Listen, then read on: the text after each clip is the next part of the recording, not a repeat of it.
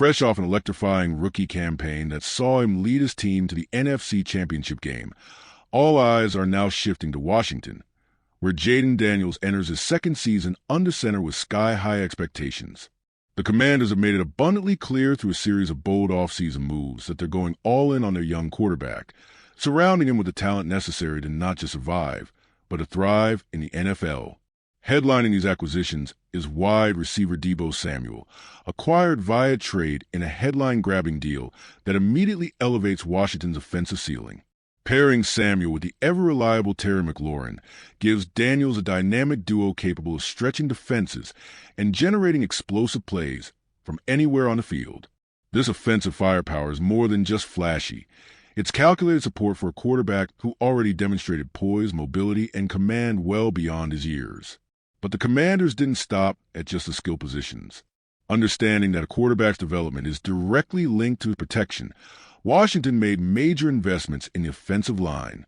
The team brought in perennial Pro Bowl left tackle Laramie Tunsil from Houston, instantly solidifying the blind side.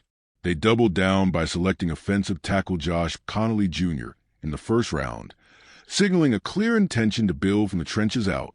These moves not only protect Daniels, but give the offense the infrastructure to operate at full throttle, keeping the pocket clean and allowing their quarterback to scan the field with confidence. Defensively, the Commanders were equally aggressive. They used a second-round pick on cornerback Trey Amos, bringing youth and athleticism to the secondary.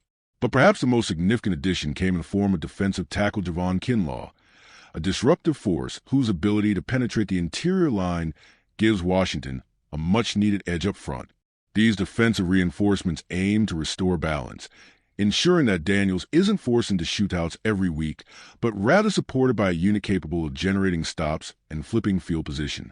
Yet, as optimistic as the forecast may be, the road ahead is anything but simple. Defensive coordinators across the league now have a full season of film on Jayden Daniels. They've studied his tendencies, dissected his decision-making, and spent entire off-seasons preparing schemes to contain him. The adjustment period from year one to year two is real and often ruthless. One defensive coach put it bluntly, "The biggest question is how in the hell do we stop him when you can't put 13 guys on the field?"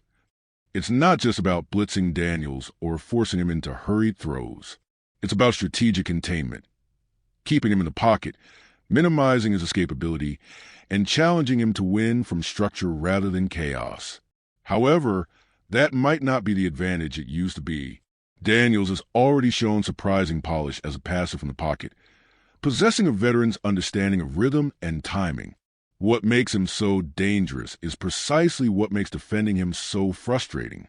Even when defenses manage to hem him in, Daniels' ability to deliver pinpoint throws or pull it down and move the chains with his legs present a relentless challenge. Adding a player like Deebo Samuel only compounds this issue.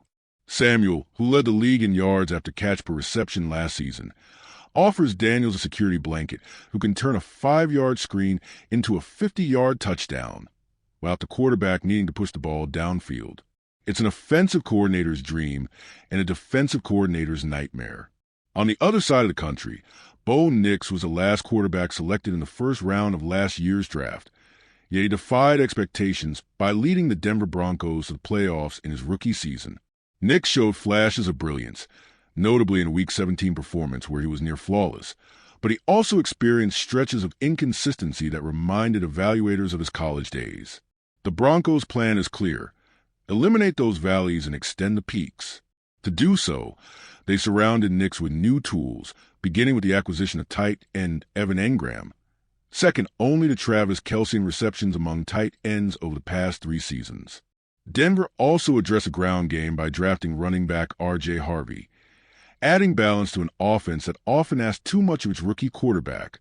Defensively, Denver wasn't shy either.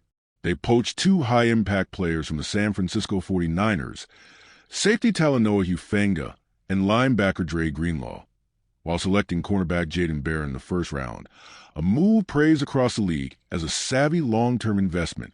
With Sean Payton pulling the strings and continuing to evolve the offense to fit Nix's strengths, especially his ability to make plays on the move, the table is set for another leap forward.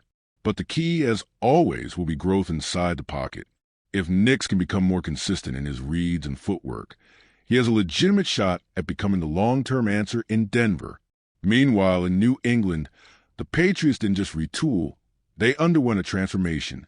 The franchise that long lived under the shadow of Tom Brady has now put its full weight behind Drake May, and their off-season spending spree reflects it.